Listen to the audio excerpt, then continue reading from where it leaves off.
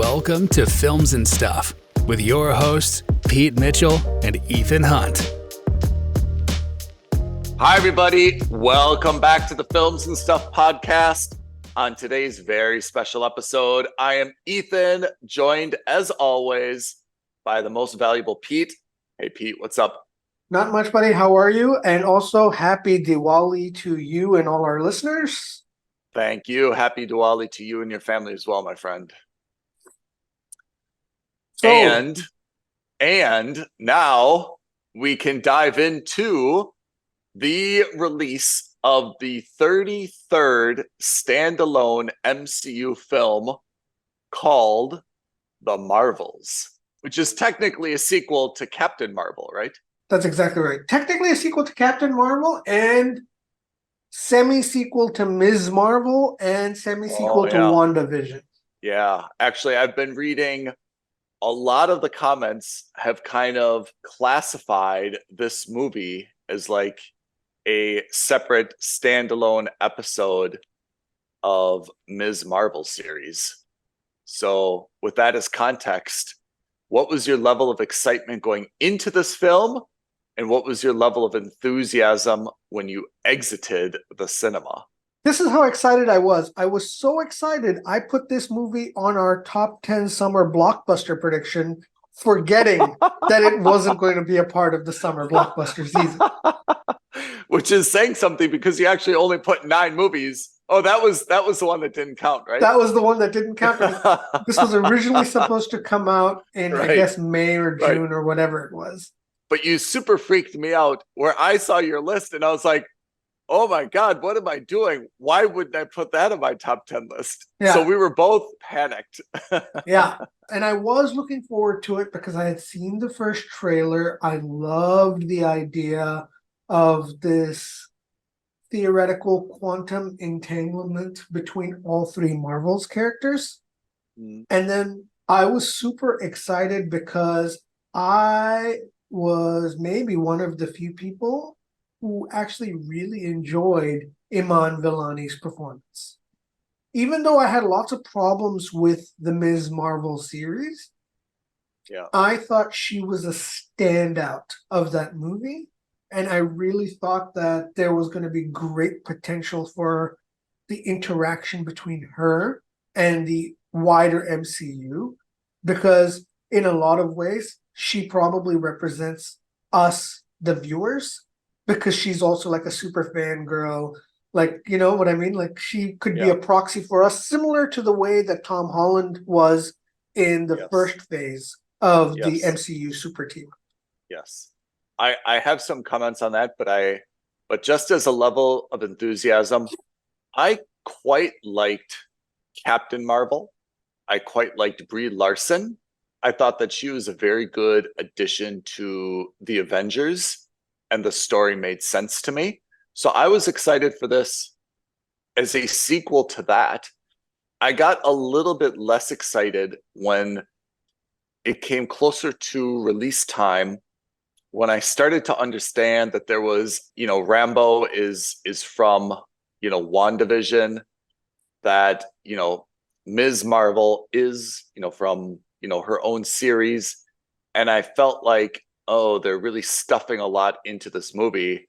It doesn't seem like it's going to be a standalone. It seems like it's going to be a transition piece to something else. And that gave me a little bit of pause in terms of how great this movie would be. Before we get into that, what was your cinema experience like? Cinema experience was very positive. I saw it on a Saturday morning at my favorite luxury cinema. Not very crowded at all. It was opening weekend, but it was a Saturday morning. So the cinema experience, I think, is very positive. Lots of kids? No, I think there's only 2 other people there.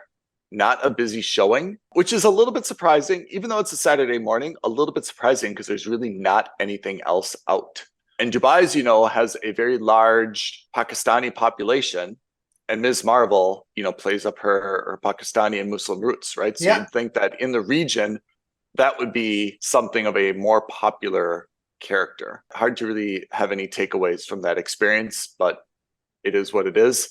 I mean, a lot's been made of the long run times of movies recently. And this clocked in at a very short 1 hour, 45 minutes. That's kind of rom-com territory, right? That's not a very long movie, and particularly by Marvel or superhero standards. That's usually around the time they have intermissions here. Yeah, that's halftime. Yeah. Controversial or maybe hot take, I actually think this movie was a little too short.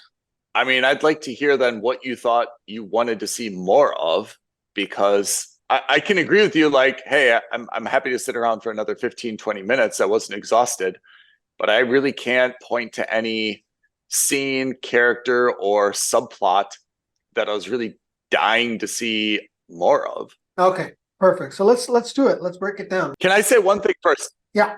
Something that is difficult for me to reconcile is that I just want to read a few headlines from online reviews. Yeah, please. This is going to be a big part of this. I agree. Yes. I just took like 3 very, very well-known, online places. Forbes, right? We all know Forbes, very famous. The headline of Forbes is, "This is exactly the great, fun superhero movie that Marvel Studios needed." That's a very positive headline, right? Absolutely. New York Times says, "You've seen this movie 32 times before." Yeah. That's a very negative headline. Rolling Stone says, "Marvel hanging its female superheroes out to dry." I mean, even Really? even among these 3, right? I mean, and there's so many other websites that give movie reviews, but just among these 3 that are pretty well known and come up whenever you kind of Google, movie reviews, widely divergent. And you almost have to say some of this seems to be planted by Marvel. Some of this seems to have some political motivations. Really hard to get a sense online of whether or not this is a good movie. I mean, maybe we should we're going to have spoiler alerts, or we're going to have reviews here. My sense is that this is not a great movie, that it's definitely a wait for streaming. But if you're really a Marvel fan, there were some interesting elements in here that kind of advanced the overall universe story, but nothing that you absolutely needed to see to make sense of stuff. Yeah, I will reiterate that. I too agree that this is a wait for streaming. I think this is barely a wait for streaming. Actually, there were moments where I was like, this is a skip. Let's also caveat a couple of things for this discussion we're about to have. 1, spoiler alert. 2, the important thing is that this movie, whether it was meant to be or not, has become very polarizing, or at least this franchise. And I think a lot of that has to do with the reception of Brie Larson in Captain Marvel, the first movie. Why? And I think that unintentionally, you have 2 major camps. Of course, there's a spectrum of kinds of people, but I think the 2 major camps are, 1, those people who are pro-feminism, woman power, girl power, hoorah, this is amazing, and any representation of women as superheroes is a positive thing.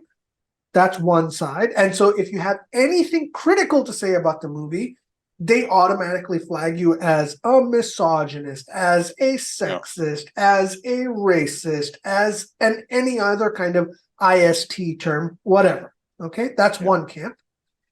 The second camp is the other side, which is, oh, well, this is all about pandering. Oh, this is all about wokeism. This is all about, you guys are too far to the left. And that if you like this movie, you're a wokeist, you're a panderist, you're a Disney shill, you're a Kevin Feige shill.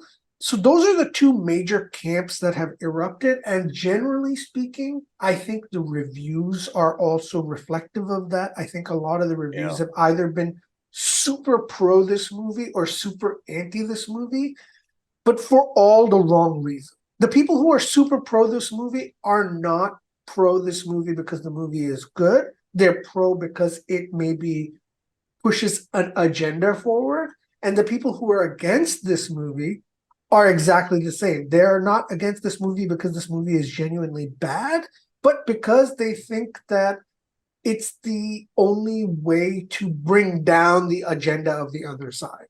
Yeah. I'd like to think that, and in fact, I don't like to think, I know that Ethan and I are looking at this purely as a movie. We're not looking at this as people who are sexist. We're not looking at this as people who are racist.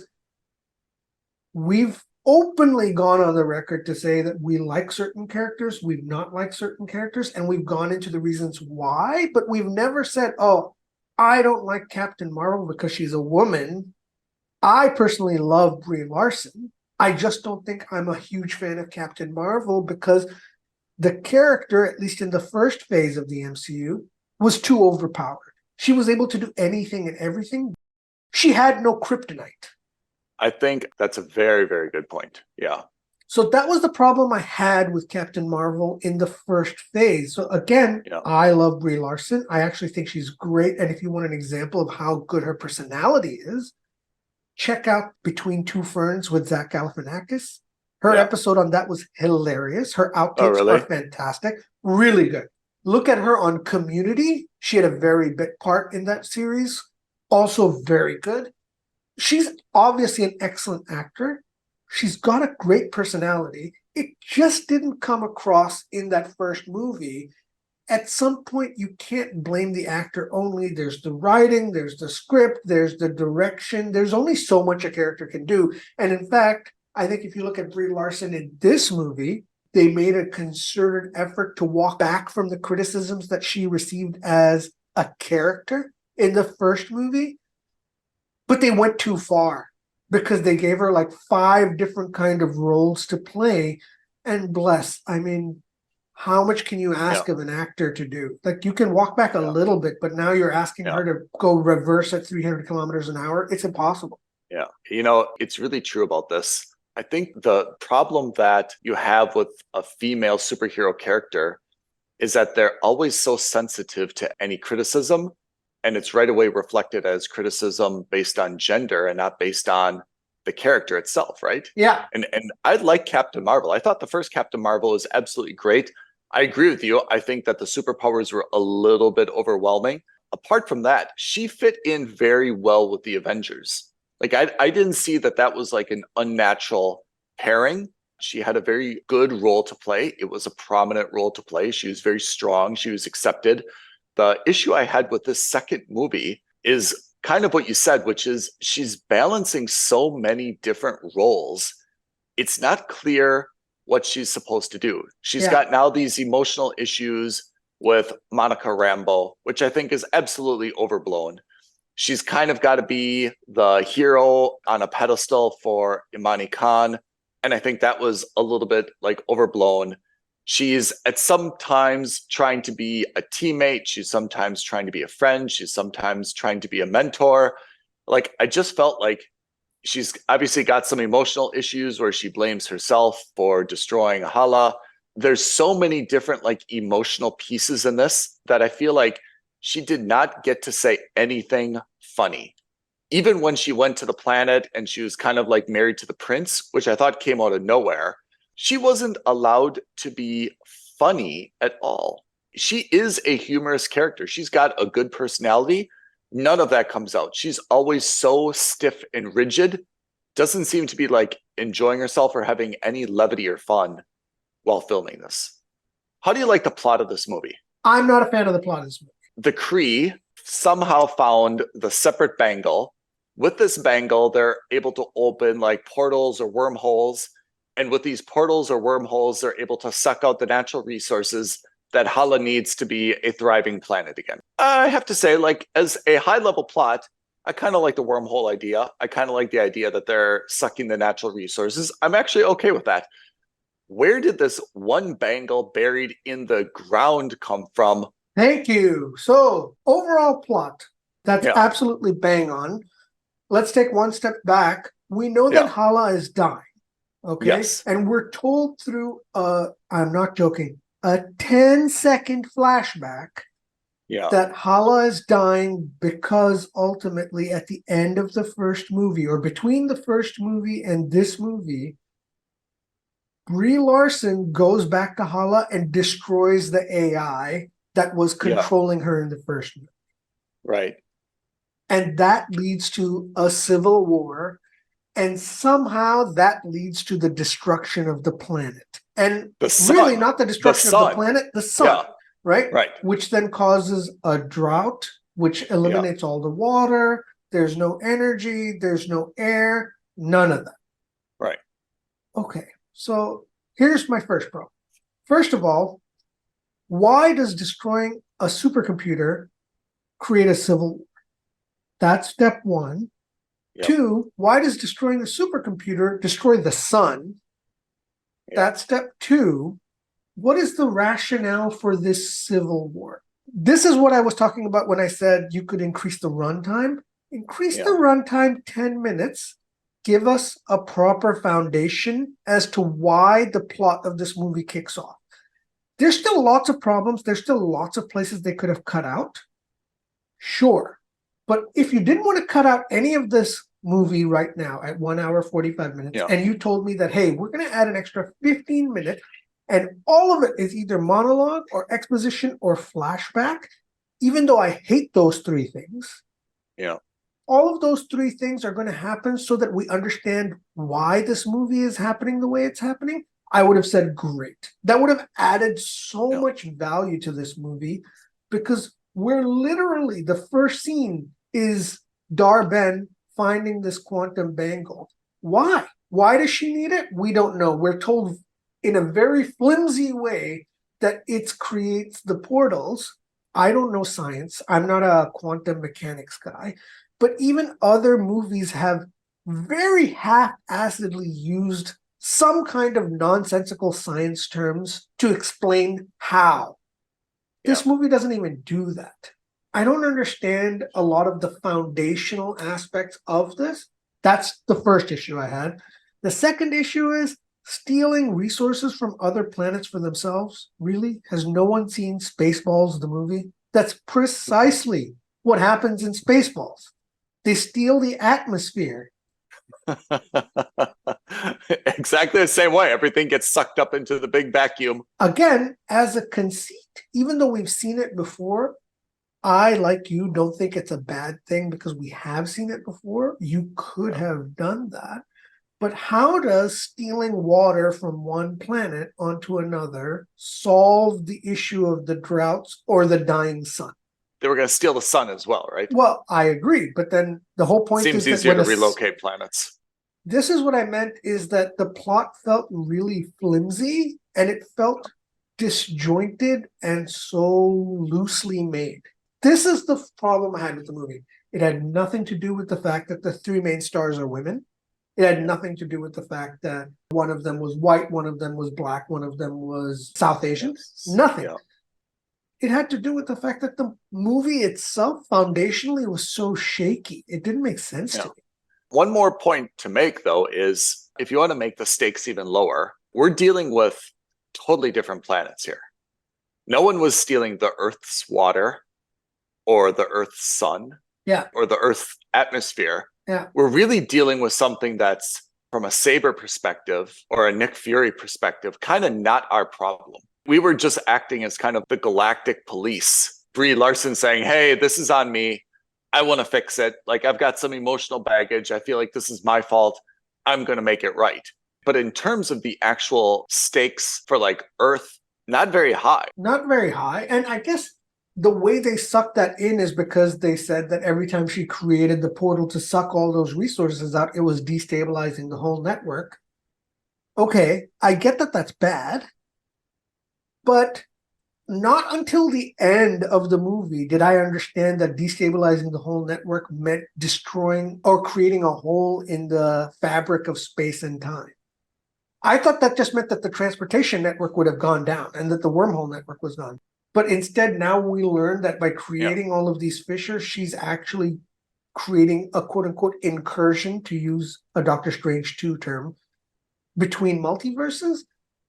That would have been nice to know from the very beginning. How is it that in the final part of the third act, that's when we understand that? And if they had mentioned that, I didn't catch that. And I generally like to think that I catch small details like that. Well, you want to make it even more complicated. Anyone who's an MCU fan has just finished Loki, where we got a really deep dive into Whoa. space and time. Whoa. How does this mesh with everything that we've just spent 6 episodes learning in Loki, which, by the way, is fantastic? That really stuck the landing, I'll tell you that. How does this mesh with that? Not just is there a multiverse, but now there's like multiple physics explanations for what's happening across space and time. I don't find that those two concepts are at all consistent. It would have been brilliant if they could have meshed them together and maybe even done kind of like a Loki cameo to kind of see how these things mesh. The old MCU would have put this together seamlessly, and you'd be like, oh my God, that's incredible how they've done it. Right? They could have absolutely had all these threads and everything could have come together in a very clear way. Here, they didn't do that at all. I feel more confused than ever. Those two don't at all seem to be part of the MCU, the way that they've explained this now. Can we go back to the beginning though? I don't want to like harp on it, but I'm just not clear. We see them basically doing kind of like the Armageddon space mining. What have I missed? Where were they? Why did they think that there were 2 bangles buried there? Why was there only one? It's all open questions, right?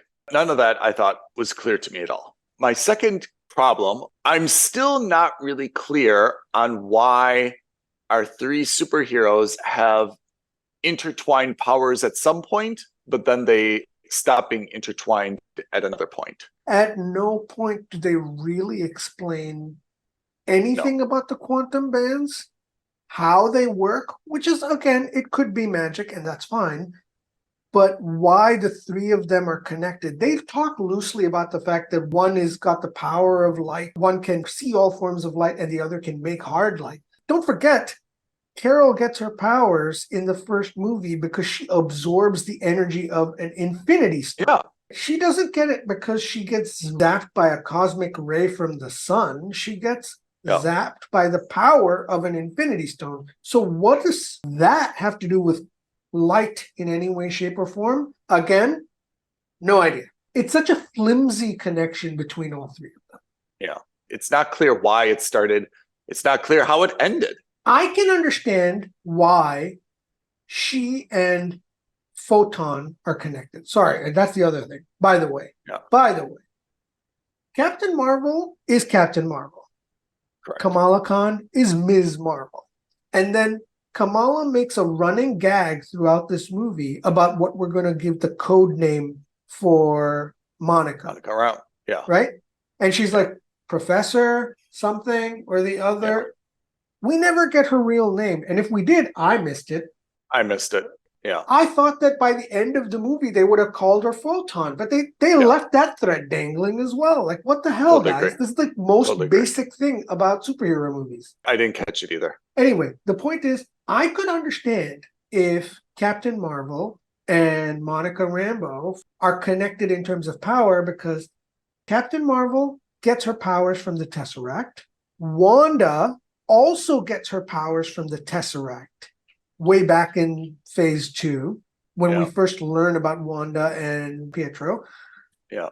And then Monica gets her powers from walking through that radiation shield that Wanda created. So there is a theoretical link between Captain Marvel and Photon. In terms of the source of the power, I get that. There's no relation in terms of power sets between Kamala Khan and either. So why are they entangled? I don't know. But they could have certainly made that connection if they said a throwaway line. The quantum band was created. The bands were created harnessing the power of the space infinity stone. And then because she put it on, she absorbed that power too. Fine. Again, not a great explanation, but at least it makes sense in terms of linking all 3 of them together. And then it just ended. There was no real reason for it to begin and no real reason for it to end. It seemed to just be a made up thing so that they could kind of like smash all 3 people together in the same. Like it would have been better if it would have been Photon and it would have been Captain Marvel saying, hey, we've got to find the other band. They track down Kamala Khan, they find the band, and then they bring her into the mix and say, look, we need you, because you're the only person that can track down the other one. You're the only person who can find Dar-Ben. So while we're talking about the characters, Brie Larson is fit.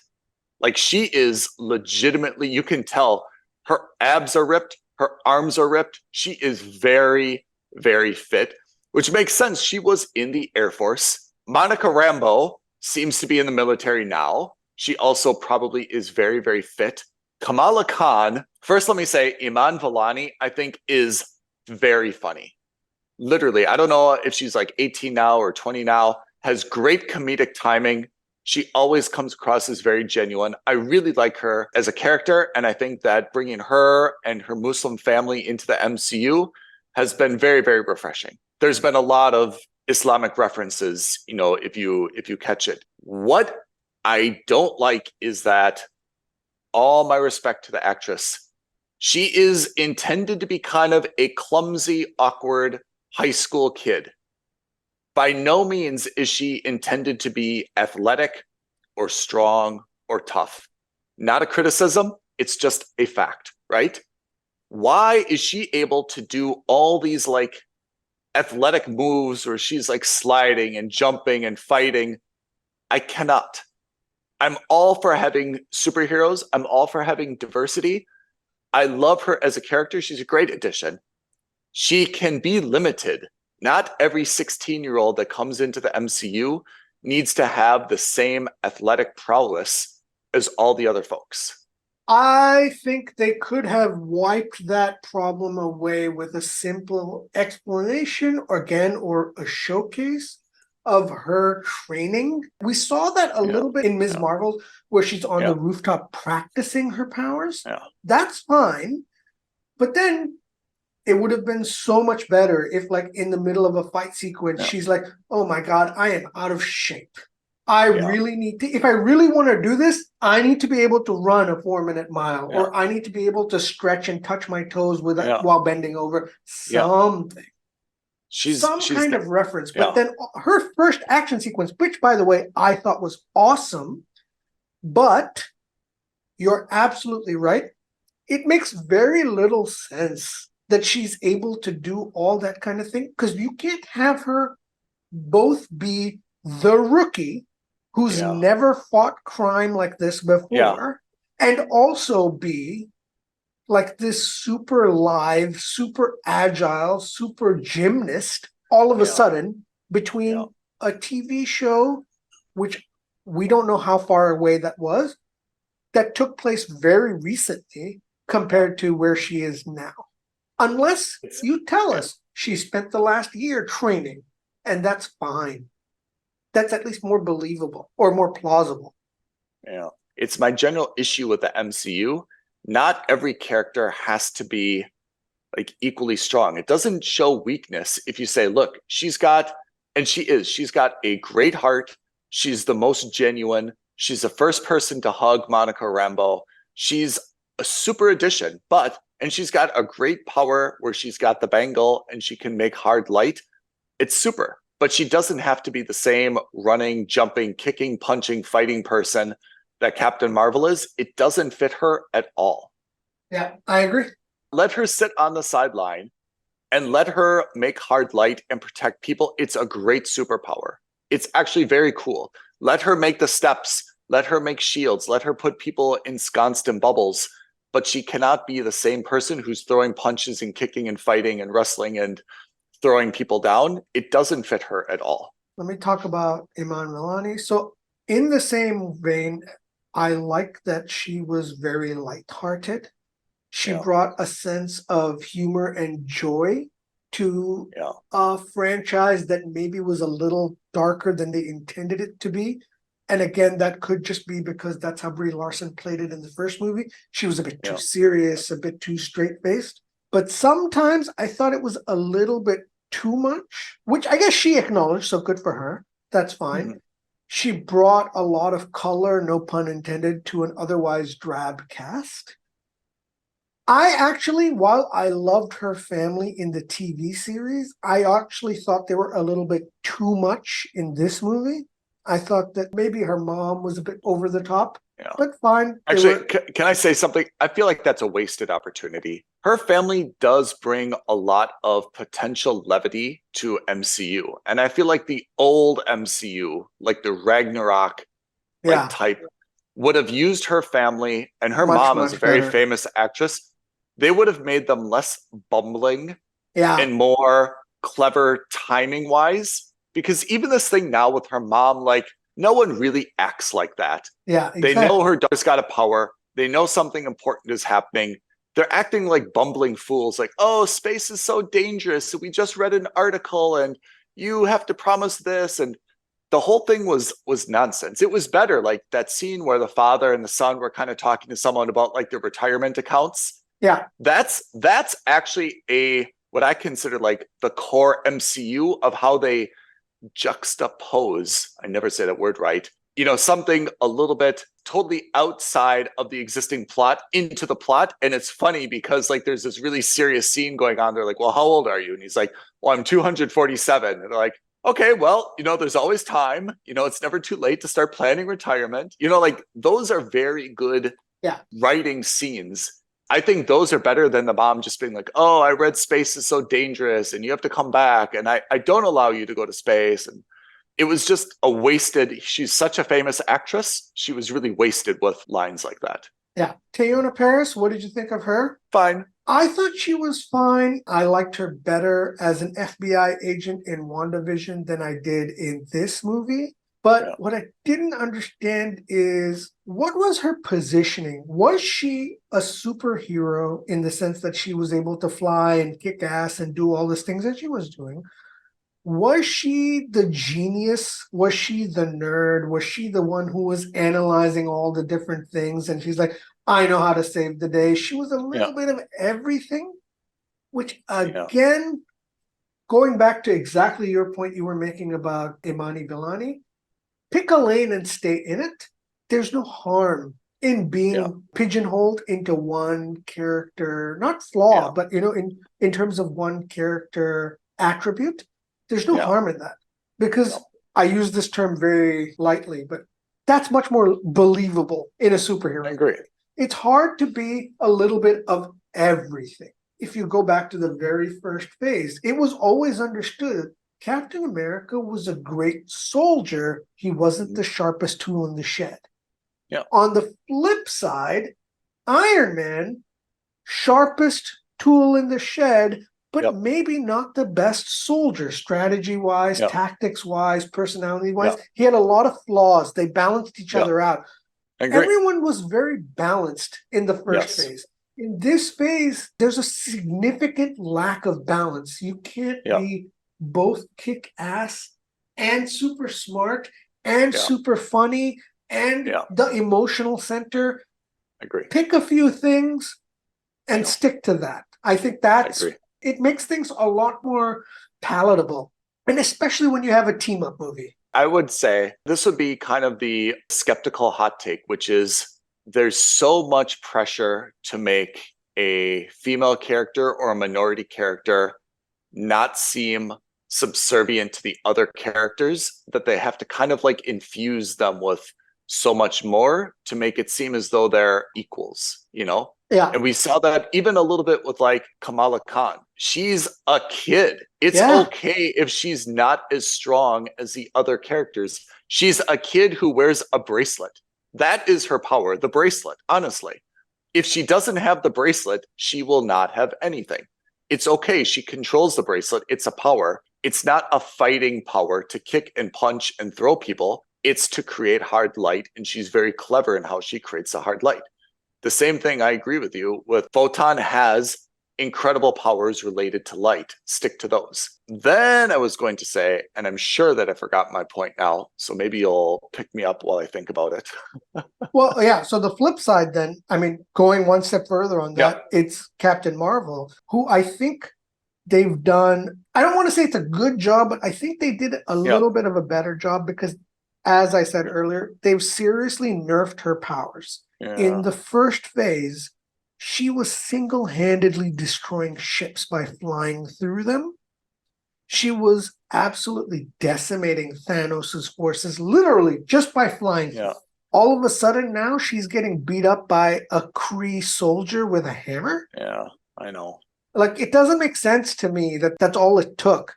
Yeah. And I get that the band has some kind of power set attached to it. That's fine. But she seemed like she was struggling. And I don't want to say struggling in the sense that it seemed much more balanced in this movie than it did in the first phase. That's a good thing, but at the same time, it's a bit of a tough pill to swallow because of that.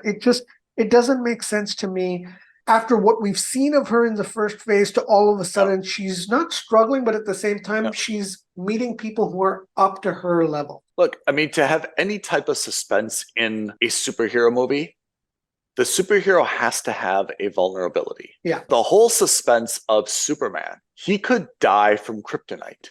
It was legitimate suspense because there was a literal kryptonite, right? Yeah.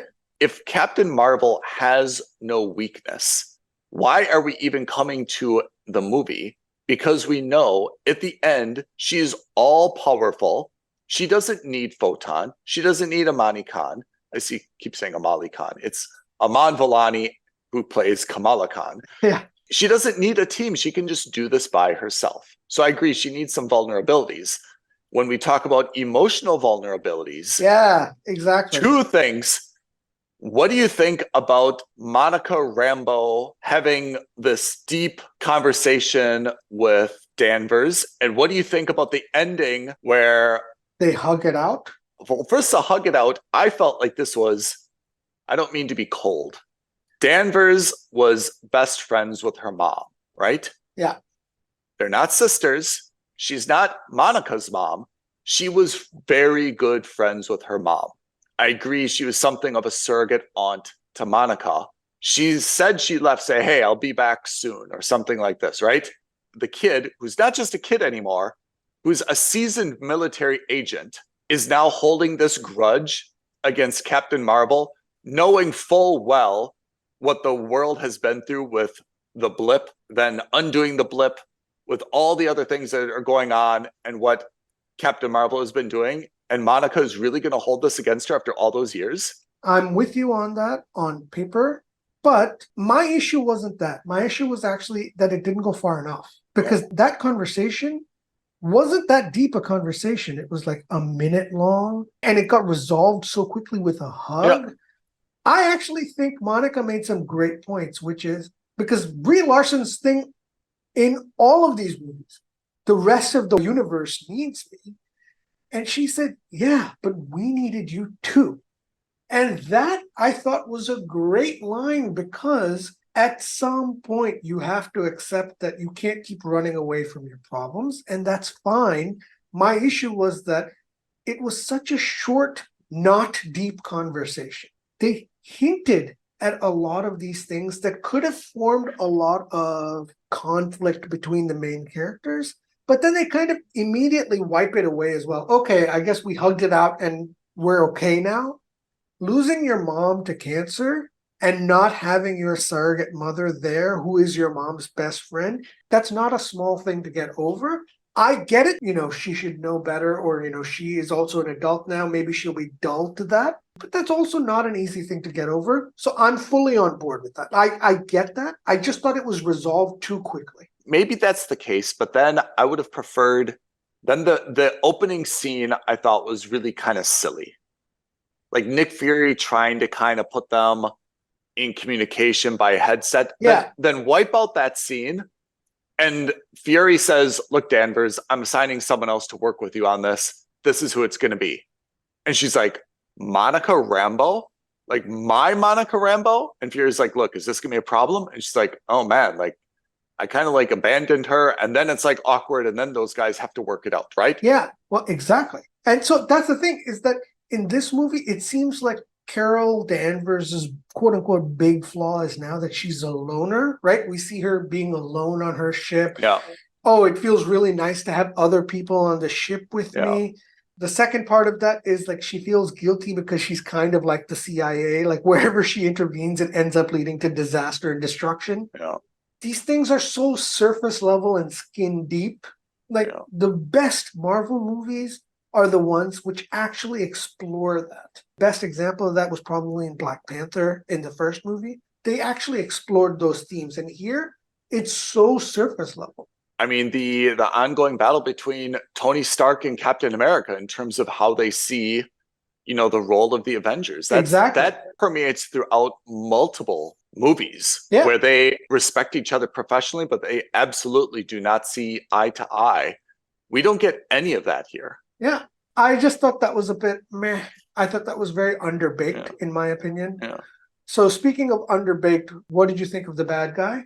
Zoe Ashton, Yeah. Dar-Ben. Yeah. That's Tom Hiddleston's wife, by the way. That's right. I mean, I thought Dar-Ben was solid. I don't know a lot from canon where Dar-Ben falls into this, but I thought that the Skrull-Kree conflict could have been given a little bit more attention in this, because I think that's the underlying issue, is that there is an ongoing war. And when you watch Secret Invasion, that war has kind of spilled over to Earth, right? The Skrull are really desperate for a permanent home. So I thought that could have been... Again, and this is not a reflection on Zoe Ashton. This is not a reflection on her acting abilities or inabilities. I would go so far as to say this movie did nothing to sway me one way or another as to how good or bad she is. Yep. I thought she was quite possibly one of the least charismatic bad guys that we've ever seen on screen. I thought she was totally one note. This is, again, not on Zoe Ashton. This is 100% on Nia DaCosta. This is 110% on the writers. She had nothing to work with. She had hardly any lines. She was just so weak in terms of what her motivations are. I get the motivations, but there's no depth to the character. There's no emotional gravitas. There's no pathos. There's no nothing. I feel nothing for her. I barely understand the reason she's doing what she's doing. I just thought it was just a terrible, terrible bad guy. I'm not quite as negative on Dar-Ben as you are, but I also have to say I think it's not going to be a memorable villain in the MCU. I thought it was an absolutely fine effort, but I don't think it's memorable at all. What about, you mentioned Secret Invasion. What about our good man, Samuel L. Jackson?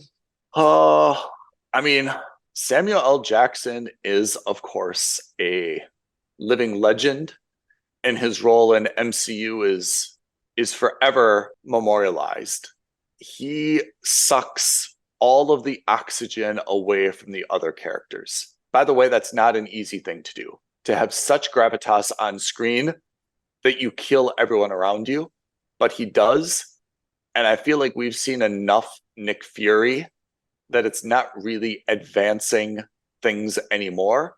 I'd really like to see him retire and try to find, his successor.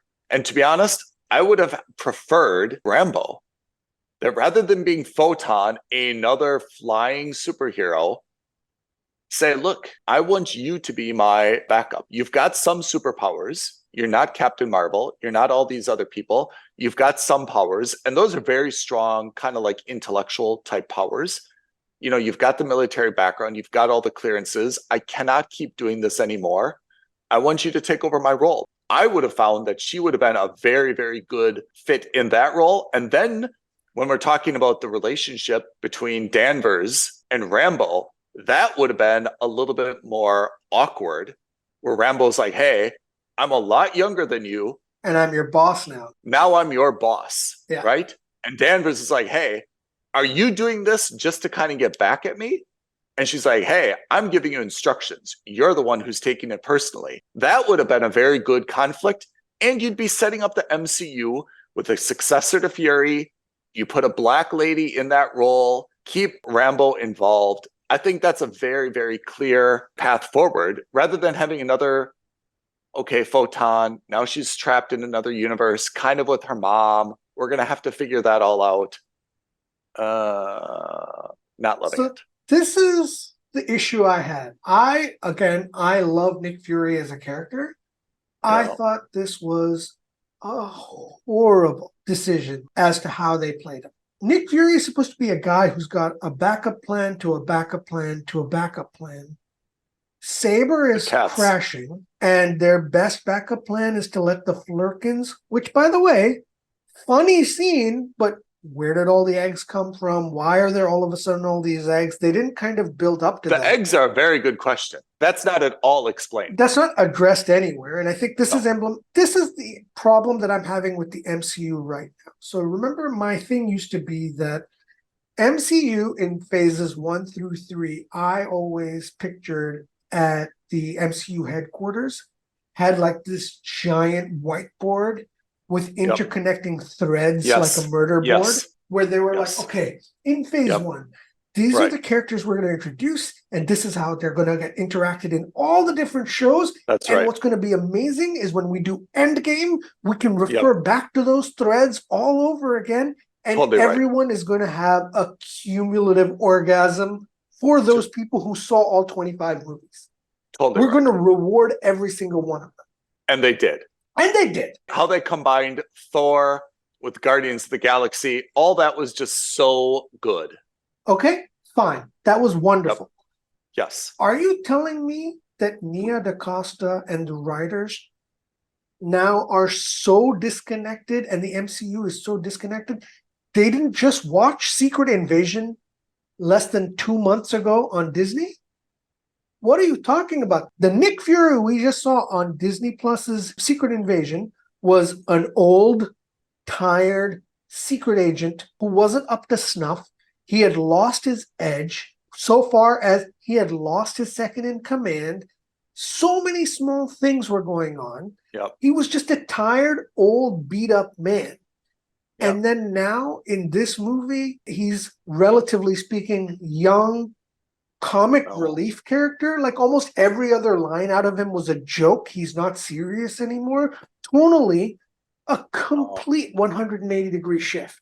I'm half with you that I totally agree. It's absolutely ignorance to not have made this in connection with both Loki and in connection with Secret Invasion. But my sense is that it's not that they didn't make Nick Fury connected to the Secret Invasion Nick Fury. It's that they just kind of used him as the sidebar who said 1 or 2 Nick Fury things, you know? Find a backup plan. Make a plan B. What? Like just shouting random instructions, but not really doing anything. You know, he was just there to cash the check. That's not what Nick Fury is meant to be doing. He's not a token leader. He's not the guy who's just shouting out orders. He's supposed to be the guy who's not just giving instructions, but also coming up with the right ideas. He's also not a comic relief character. They had so many opportunities to have other people. By the way, they had the entire Khan family on board. Let them be the comic relief character. Let them be the ones who are making that comment. It's like, that's your backup plan? Getting us eaten alive by cats? Like, what is going on here? For me, this is a systemic issue in the MCU right now. It just seems like thematically and in terms of character beats, we are not seeing cooperation between actors, writers, and directors from series to series, which is something that we saw in the first 3 phases. Captain America and Iron Man and Thor were consistent in all of the movies they appeared in every way, shape, and form. Here, it's all the more galling because we just saw a Nick Fury-centric series less than 2 months ago on TV. How is it possible that you do this such a huge character shift? Because you can't go from being this old, dour, out-of-shape, retired man to this young acting, full of quips, full of humor man. And that's not who he's been. He's always been a little snarky, but he's also been the guy who can take out a gun and fire and fight and do stuff. The MCU is, and I feel a little bit for them, but they're just not able to get rid of characters. And you saw this article, the same one that I did, which is they're thinking of bringing back Captain America and Iron Man. They're just not able to retire Nick Fury and some other people. They're introducing new characters. They need to start retiring some folks as well. to make way and give the new people a little bit of room to breathe. And they need to start writing episodes focused on plot and let the characters fill in the plot rather than writing episodes for the characters and then trying to fit the plot around that character. They're playing the same song with different band members, Yeah. so much so that the last scene in the movie actually infuriated me. It actually left me very angry. The mid-credit? No, not the mid-credit. The actual last scene, movie scene, where Kamala Khan goes on a recruiting mission. I have to say, I really like Kate Bishop. I love Kate Bishop. Not in terms of what she's done to the Buffalo Bills and destroyed their season, but I love what she has done for Kate Bishop and replacing Hawkeye. But I agree, Kamala Khan is not that person. Why the hell is she going? No reason. And again, I like Kamala Khan. I love Iman Vellani. And I get that she's super enthusiastic. But what the actual F is going on? Yeah. Why would Nick Fury allow her to go recruit the new Young Avengers? And that's exactly what they're building up. It's the Teen Avengers or the Young Avengers, whatever you want to call it. Why is she there? I mean, also, to put it in another way, if you were choosing one person to sneak into someone's house, Yes. Kamala Khan, once again, is an awkward high school teenager. She's not the type of person like Nick Fury to pick a lock, shimmy through a window. That's not her MO at all, right? Have the window be haphazardly broken and have her sitting on the couch playing a Nintendo Switch or eating a bag of Doritos while waiting. It would actually be better if Kate Bishop were there and then you see Amani Khan struggling with the window. Or struggling to pick the lock, exactly. Making all this racket, coming in, stepping on all this shit, ringing bells. And then she's like, okay, I'm just going to sit here and wait. And Kate's like, yeah, I've been here watching you for the last 5 minutes. Yeah. What do you want? That's a more comedic element. But to have her sit in the dark like Nick Fury, like, oh, I was just shimmying in the window and I let myself in. I'm so secretive and clandestine and waiting for you. That's not her. This should have been the mid-credit sequence. The mid-credit sequence should have been the end credit sequence. I think that instead of Kamala Khan, it should have either been Nick Fury, because if you want this to kind of reference the beginning of the Avengers Initiative in the very first movie, that would have been a fun Easter egg. I think that if you really wanted to up the game, it shouldn't have been Kamala Khan or Nick Fury at all. I think it would have been fan-freaking-tastic if it was White Vision from WandaVision, if it was Cassie Lang from Ant-Man, or, and again, I'm not saying I like these characters, or if it was Ironheart from Black Panther 2. I think there's a ton of other people that would have made more sense to do this. My God, it would have been even better if it was Spider-Man. Or have Nick Fury do it with Ms. Marvel and say, look, this is how we do it, right? Pick the lock, do this. And they're the ones making like all the noise. And he's like, okay, you got to be really quiet when you do this. And like he steps on like a squeaky toy, right? Or he knocks something over. You just got to be indetectable. And he's knocking all this stuff over, right? And she's like, are you sure you still got the same game? Like, and then in the back, Kate Bishop just says that, yeah, try this combination to open it up, and she helps them pick her own lock. Exactly. You know what I mean? Yeah. Something comedic like that would have been great as a mid-credit sequence. And then you're just like, oh my God, they're teasing. First of all, that's how you make that scene better, first of all. Second of all, is this really how soon you want to build up the Young Avengers team? You've got Kate Bishop, you've mentioned Cassie Lang, you've got Kamala Khan. You're clearly building up the Young Avengers. Is this really how early you want to do this? This is the third, fourth movie, whatever, in the first phase of the next phase of the Marvel movies. None of the movies have really hit. But sorry, this is, okay, if you've got these three, I don't mean to be sexist. This is not a compelling group. Not at all. I love Haley Steinfeld. I think she was very good as Kate Bishop. I totally agree. But between the three of them, with Ironheart, with White Vision, young Loki, who they haven't talked about, but presumably he's going to be a part of this, Yeah. None of those people are compelling to me to watch the next Avengers movie or the Young Avengers. I feel like this is a self-fulfilling prophecy in a way, because they're throwing so much stuff into movies in an effort to make them very, very inclusive that they're watering down the characters. Ms. Marvel, I think, is a much more beloved character. If she can't kick and punch, she's a little bit physically vulnerable, and the other Young Avengers kind of have to protect her a little bit, knowing that she's not a fighter. But when she's able to do her hard light, she is integral and super valuable. Then I feel like you have to have a little bit of vulnerability to really be loved. She doesn't have it.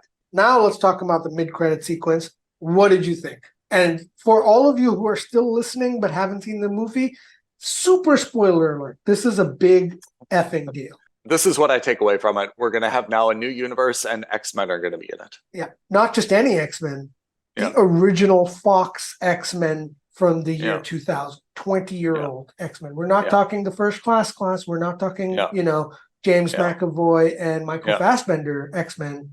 We're talking Kelsey Grammer Beast.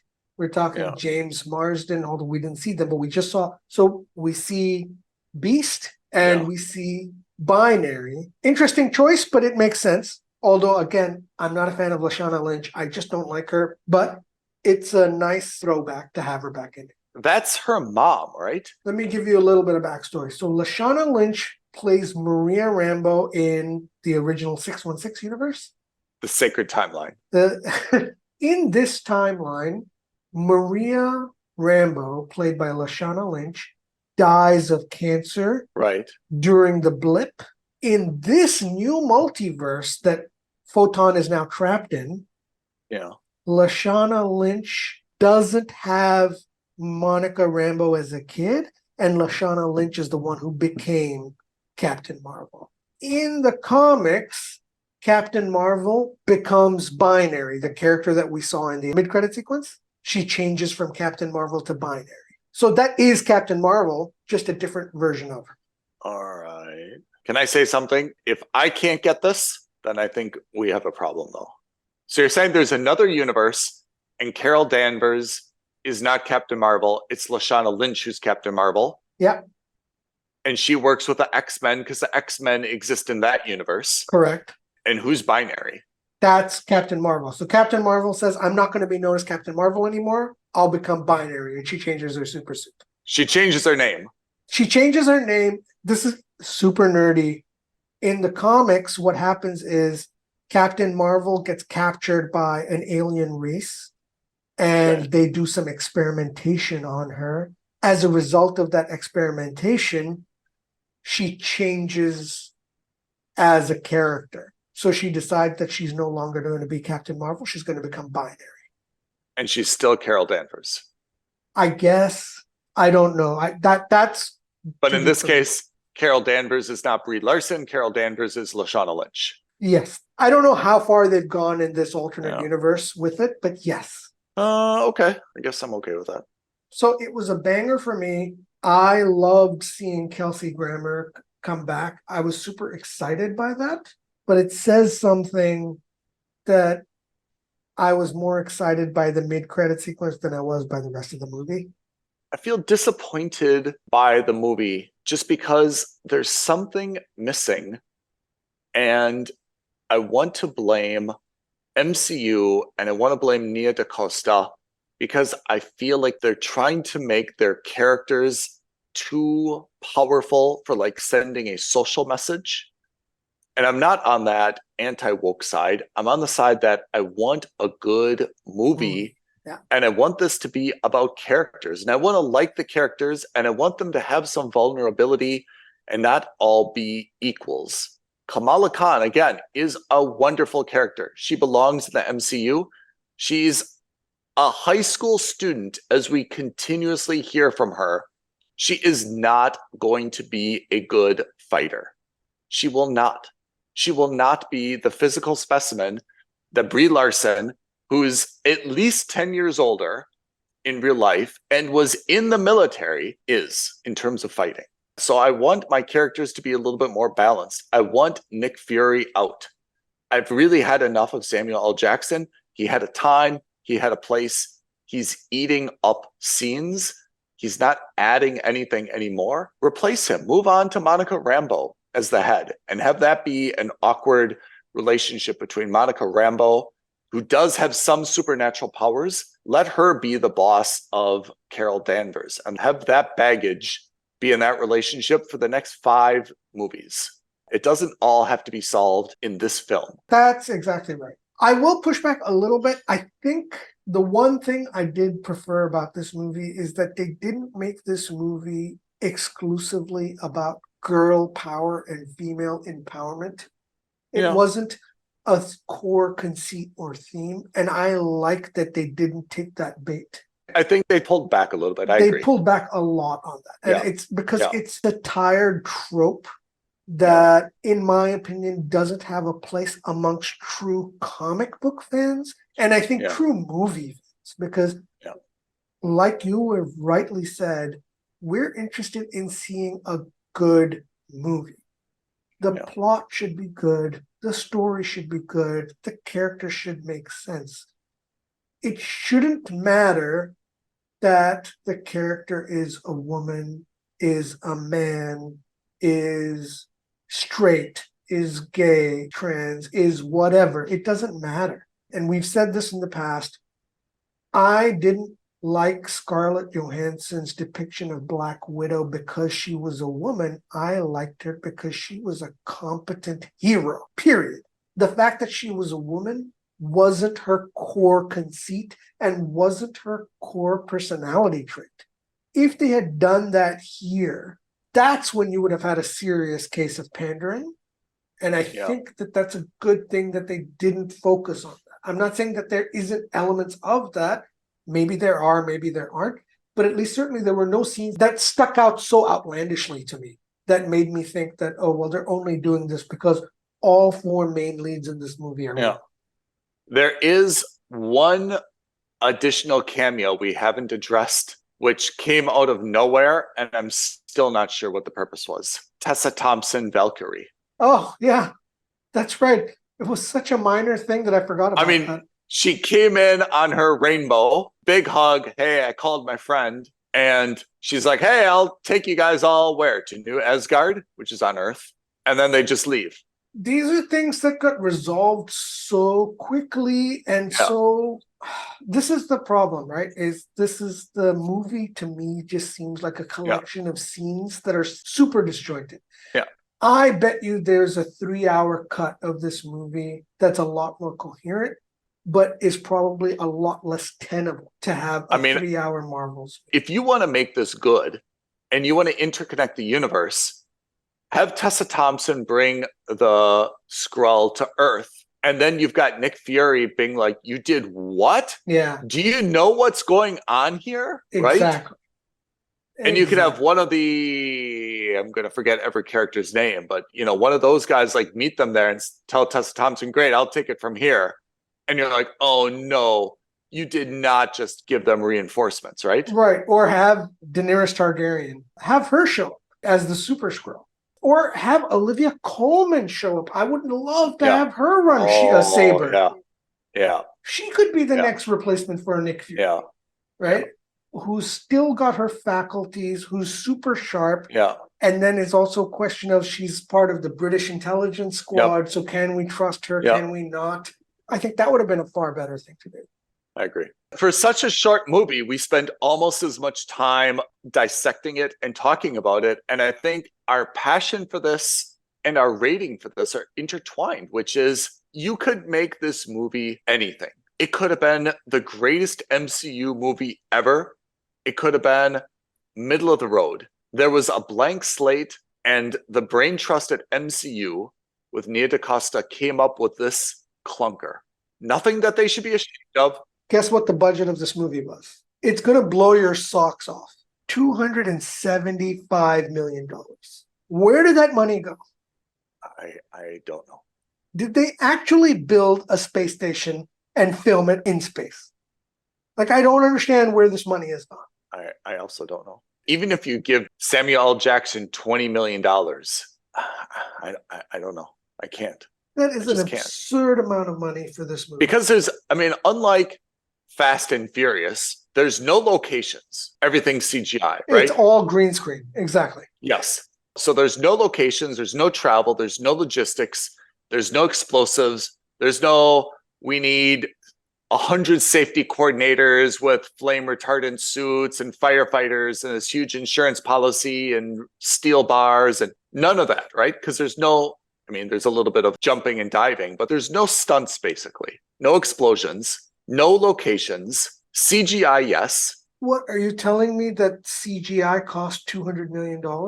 I understand CGI is expensive, but I would say CGI was created, if you think about Gladiator, right? Where they CGI'd the whole audience. They said, hey, CGI is a lot cheaper than hiring 100,000 extras for the day and putting them in the Roman Colosseum and filming them. CGI is cheaper. That's why they didn't. They didn't do it because it's better. They did it because it's less expensive. So if CGI is less expensive, why is this budget so berserk? Insanity. Honestly, insanity. This movie cannot possibly make $500 million. And this movie has to make 800 to break even. It cannot. There has to be a chief common sense officer that says, hold on.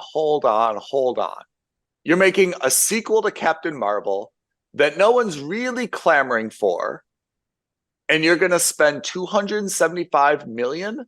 No. There's got to be someone who pumps the brakes on this. I mean, you know who it's going to be? It's going to be the shareholders, because at some point this has to stop. This has been a disappointing year for Disney. They have made so many $200+ million movies, and they've got nothing to show for it. I'm really shocked that there's no one with common sense who says we're not going to spend $275 for a movie that no one is looking forward to. When it was a lukewarm, and we're going to add 2 characters from recent TV shows, neither of which were like really, really enthusiastically embraced, someone's got to pump the brakes on that budget. Yeah. Because you cannot project that you're going to make, especially after this summer, beginning of November, right after the strike has kind of ended, this is absolutely not going to get it. It's not going to be the Christmas blockbuster. It's not going to be the Thanksgiving blockbuster.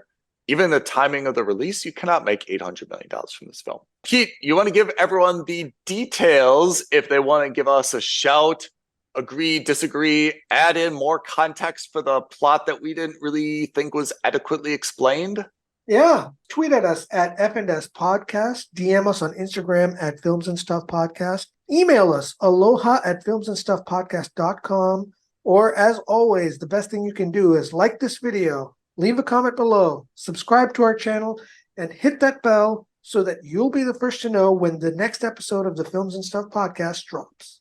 Everyone, we really appreciate you joining for this deep dive into the Marvels, which is now Captain Marvel, Ms. Marvel, and the lady who we think is Photon, but hasn't been given a nickname as far as we're aware. All right. Thanks, everybody. Join us on the next week's episode of the Films and Stuff Podcast. Thanks, Ethan. Thank you, Pete. Bye now. Thank you for listening to another episode of Films and Stuff. If you haven't already, please subscribe and review on Apple Podcasts, Spotify, or wherever podcasts are downloaded. Films and Stuff. There is no substitute.